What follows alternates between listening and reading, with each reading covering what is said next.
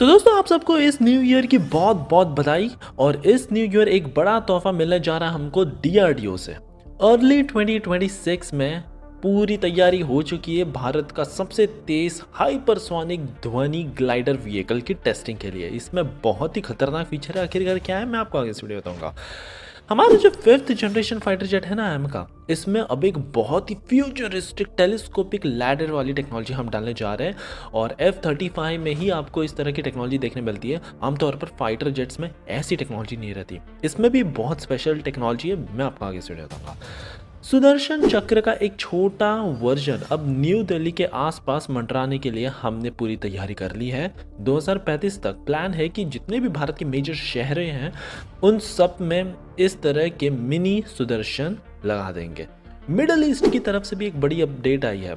Armenia को जिस हिसाब से भारत ने ATAGS सिस्टम का एक्सपोर्ट किया है, मिडिल ईस्ट के नेशंस भी अब भारत के सिस्टम पर आंख गड़ाए बैठे हैं। ये चाहते हैं कि भारत इनको भी एक्सपोर्ट करना स्टार्ट करे एक फीचर की वजह से। इंडिया की स्पेशल फोर्सेस को अब दो बड़ी नई टेक्नोलॉजी मिल चुकी है। एक है लॉइटिंग म्यूनिशन और दूसरा है FPV ड्रोन इंटीग्रेशन। और इजीली हम पाकिस्तान के जो SSG है, जो ये हमको बड़ी धमकी देते थे, बहुत ही आसानी से हम इनको आउटपेस कर सकते हैं। और फाइनली जानेंगे कैसे भारत और फ्रांस मिलकर जो 120 किलोमीटर के इंजन प्रोग्राम को रन करने की तैयारी कर रहा है। तो अब इसका सारा का सारा जो भी टेस्टिंग होगा, फिर बाकी की चीज़ होगी, infrastructure, design, manufacturing, end to end sourcing, अब भारत अपने ही खुद के ही लोकल मैन्युफैक्चरिंग पर एम्फोसाइज दे रहा है, जो फ्रांस को शायद इतना पसंद नहीं आएगा। सो काफ़ी इंटरेस्टिंग, काफ़ी क्विक आज की सीरीज होगी, इसलिए प्लीज़ आप एंड तक देखिएगा। विदाउट एनी फर्दर डिले सीधा बढ़ते हमारी पहली और सबसे अमेजिंग खबर जो DRDO की तरफ से आ रही है। यहाँ पर DRDO ने तैयारी कर ली एक सिग्निफिकेंट माइलस्टोन अचीव करने के लिए। हाइपरसोनिक वेपन प्रोग्राम के अंतर्गत हम प्लान कर चुके हैं कि पहली हाइपरसोनिक ग्लाइडर व्हीकल की टेस्टिंग फर्स्ट क्वार्टर ऑफ 2026 में कर दी जाएगी। इसकी स्पीड मार्क 6 की बताई जा रही है और वहीं इसकी रेंज होगी 1500 किलोमीटर से ज़्यादा। ये इंटरकॉन्टिनेंटल ये पूरा व्हीकल ग्लाइडर सिस्टम होगा। स्क्रैमजेट प्रपल्शन सारा कुछ हम वैलिडेट करेंगे। हाई स्पीड एरोडायनामिक टेस्टिंग भी इसकी की जाएगी। बॉडी पूरी तरह से स्टेल्थी रखा गया है। एनहेंस्ड लिफ्ट टेक्नोलॉजी भी हमने इसमें डाल रखी है। प्रोग्राम बहुत ही ज़्यादा तेज़ी से एडवांस कर रहा है। एग्जिस्टिंग बूस्टर्स में भी हमने कुछ नई टेक्नोलॉजी इंटीग्रेट कर दी है ताकि इसकी स्पीड और ज़्यादा बढ़ जाए और मार्क 6 से भी ज़्यादा इसको तेज़ी से हम एक्सेलरेट कर सकें। अगर ये टेक्नोलॉजी भारत ने सक्सेसफुली तैयार कर ली, हम उन गिनी चुनी कंट्रियों की लिस्ट में शामिल हो जाएंगे। US, रशिया और चाइना के बाद भारत के पास होगा दुनिया का सबसे फास्टेस्ट हाइपरसोनिक ग्लाइडर व्हीकल। हमारी अगली खबर एमका की तरफ से आई है। इस 5th जनरेशन फाइटर जेट में भारत लगाने जा रहा है अपनी सबसे futuristic telescopic built in ladder technology.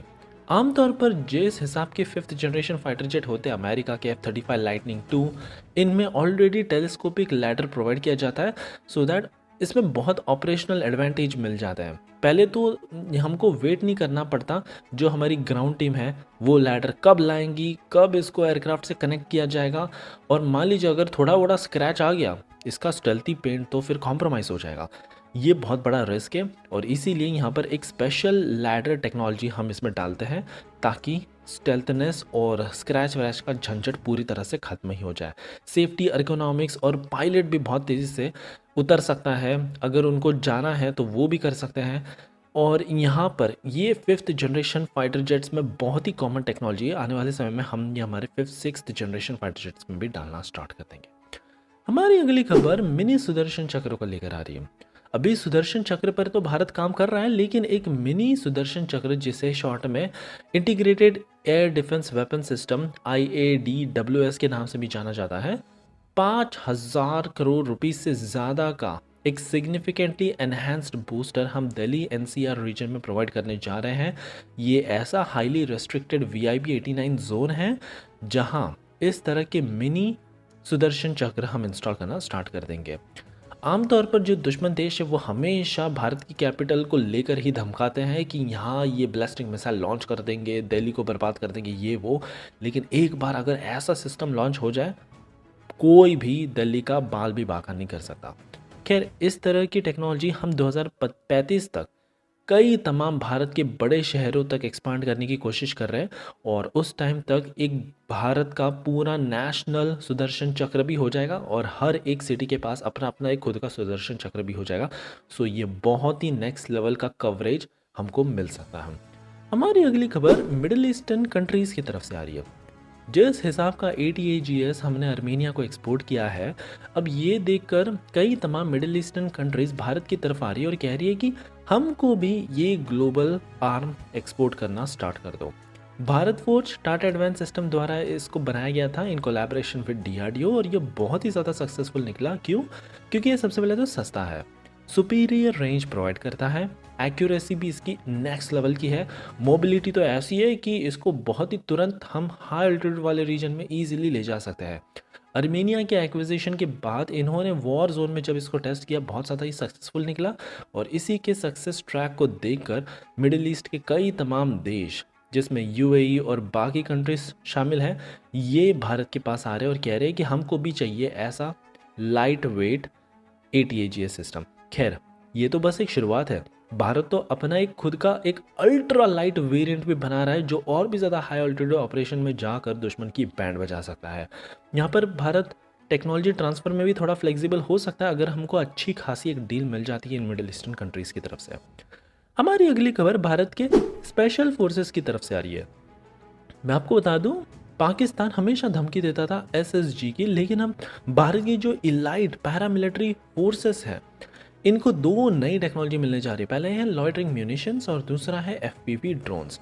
Loitering munitions जिसको आमतौर पर कामिकाज और सुसाइड ड्रोन के नाम से भी जाना जाता है, ये सीधे सीधे दुश्मन देश के ऊपर हम छोड़ देंगे, हर एक सैनिक को एक एक दिया जाएगा और ये हाई वैल्यू एसेट पर सीधा टारगेट करेगा।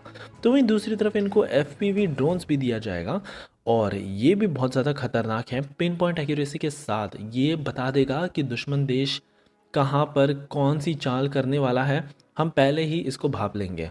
और टर्की के जो ड्रोन्स याही और बाकी के ब्लेज सीरीज़ के ड्रोन्स हैं, इनको ईजिली हम टक्कर दे सकते हैं हमारे नागस्त्र 1 लॉइटरिंग म्यूनिशन से। सो अब देखने लायक होगा कि पाकिस्तान अगली चाल क्या चलता है। फाइनली हमारी आखिरी खबर इंडिया और फ्रांस की एक बड़ी डील को लेकर आई है। 120 किलो न्यूटन इंजन प्रोग्राम के अंतर्गत जो हम हमारे 5th जनरेशन फाइटर जेट में लगाने का सोच रहे हैं, तो यहाँ पर अब भारत ने सीधे सीधे कह दिया है फ्रांस को, हमने कहा इनको इंजन की डिज़ाइनिंग, मैन्युफैक्चरिंग, इस पर लोकलाइजेशन पर बहुत ज़्यादा फोकस रहना चाहिए और साथ ही में अगर ये डील फ्रांस को चाहिए, end to end testing, validation, infrastructure सब इनको भारत में बनाना पड़ेगा। वरना ऐसा ना हो कि भारत में बस इंजन असेंबल करे जा रहे हैं, फिर इसको फिर से फ्रांस में भेजा जा रहा है टेस्टिंग में, फिर वहाँ से वापस भारत में लाया जा रहा है। ये सब हमको नहीं चाहिए। पूरा का पूरा यहाँ पर इंटरनल वैलिडेशन टेस्टिंग भारत में ही की जानी चाहिए, चाहे इसके टरबाइन ब्लेड्स हो, कंप्रेसर हो, कंबस्चन, बेयरिंग, एडवांस मटेरियल, सारा कुछ। और भारत में ही एक पूरा रिलायबल इकोसिस्टम बनाया जाएगा। भारत में नए नए वेंडर्स डेवलप किए जाएंगे ताकि ये पूरे प्रोग्राम को सपोर्ट कर सके। तो इतनी बड़ी रिक्वायरमेंट डालने के बाद अब देखने लायक होगा कि फ्रांस का क्या रिस्पॉन्स आता है। सो ये थी हमारी कमाल की न्यूज़ सीरीज़ दोस्तों। आई होप आपको आज की सीरीज़ पसंद आई होगी और एज़ यूजुअल प्लीज़ एक लाइक करना मत भूलिएगा आपका ऐसे ही कमाल का सपोर्ट दिखाने के लिए।